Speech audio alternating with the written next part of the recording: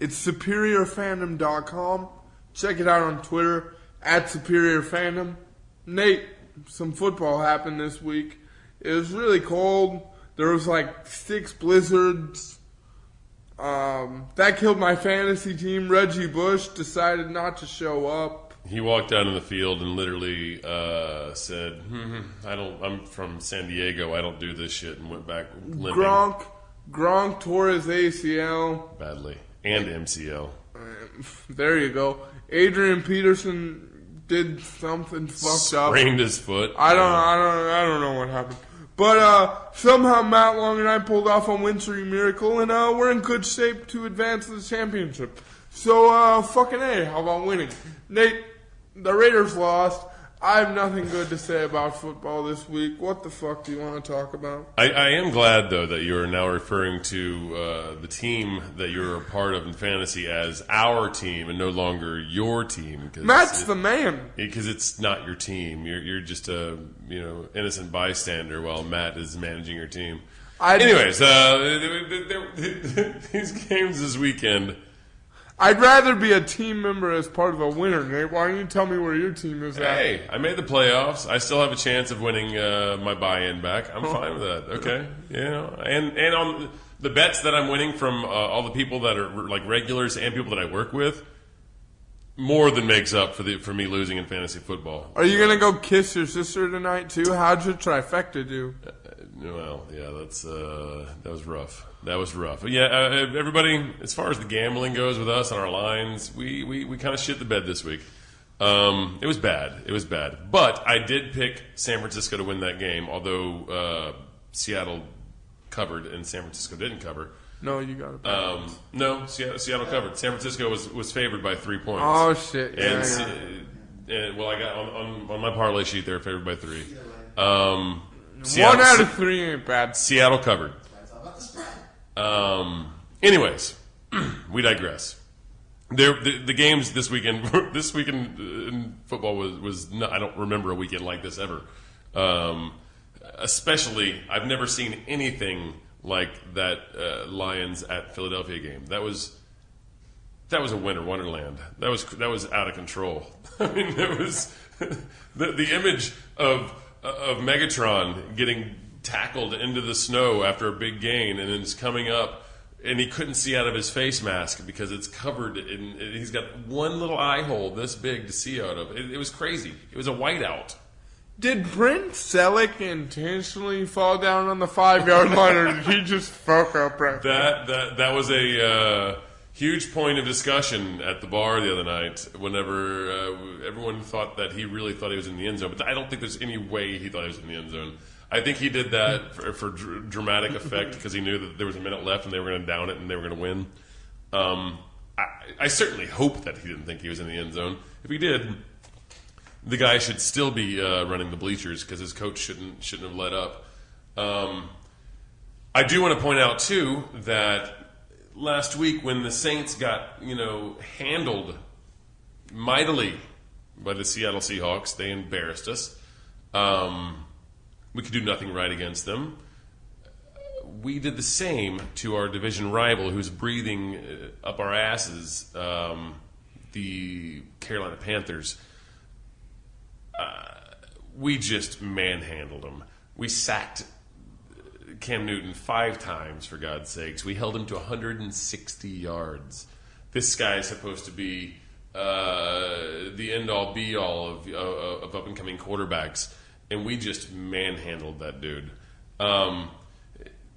Should I tell you what Drew Brees did? What you got, Joe? By we, you mean the Saints, correct?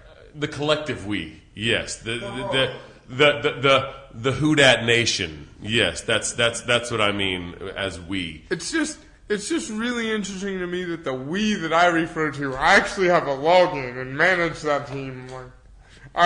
This we shit, I love it. Carry on. Fair enough. Who dat? How did you read? Mr. Breeze, 30 for 42, 313 yards, 4 touchdowns.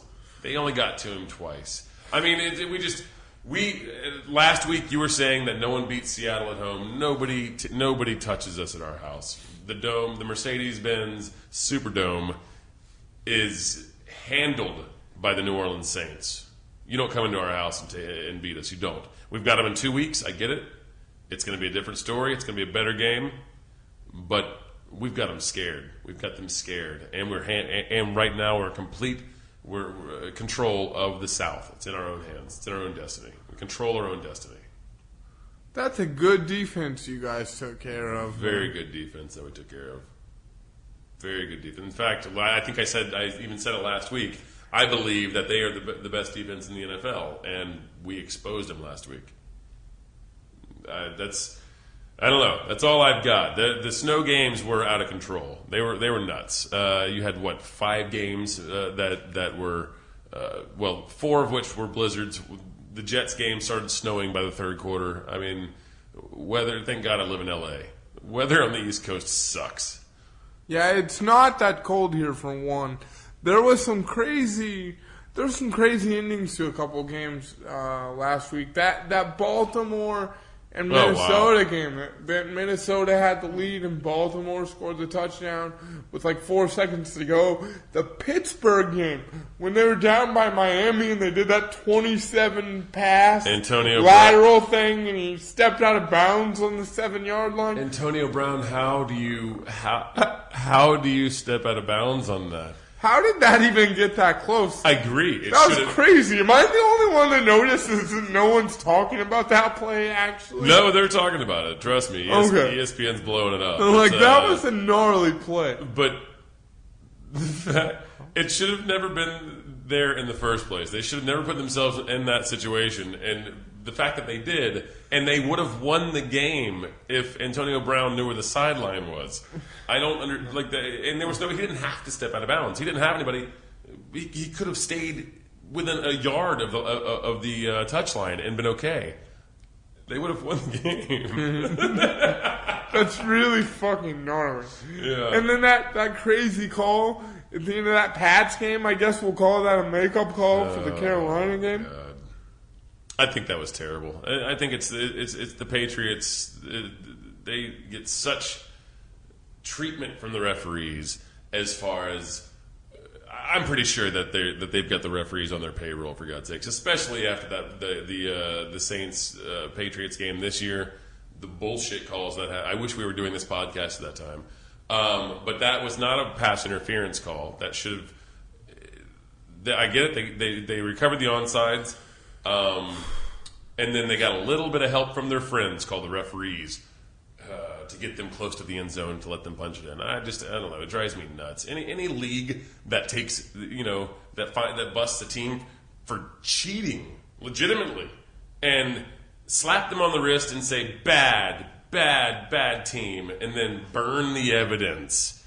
Come on. And then we lose our coach for a year for playing football. That's seriously, that's right? I agree. The Patriots I think Sean Payton deserved. The Patriots get special treatment, and it drives me nuts. Speaking of corrupt officials and God knows what, you want to talk a little football? Okay. What do you got? I don't know. The stadiums were falling down in Brazil. There was another soccer riot last week. The World's Tournament is about to happen in T-minus 4 months now. We're going to talk football. I get it. The U.S. is in a bracket from hell. Apparently, I'm learning. I don't know much about soccer. Our but I mean, let me ask you this: we can break down the World Cup later. But is there going to be a World Cup given all the bullshit that's going on? They put a referee's head on a stake not a year ago. Not even shit. Yeah, it was in July. I'm nervous about this. Riots just broke out 2 days ago. That story of the beheading is one of the most disturbing stories I've ever heard in sports. I mean, first of all, you got a referee that feels like he has to carry a knife around, for God's sakes. What the hell? While he's calling a game.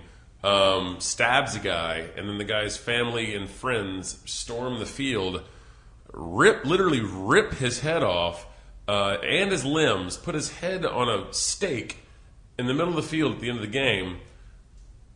There's been one arrest in that whole situation. Everyone else is running around freely.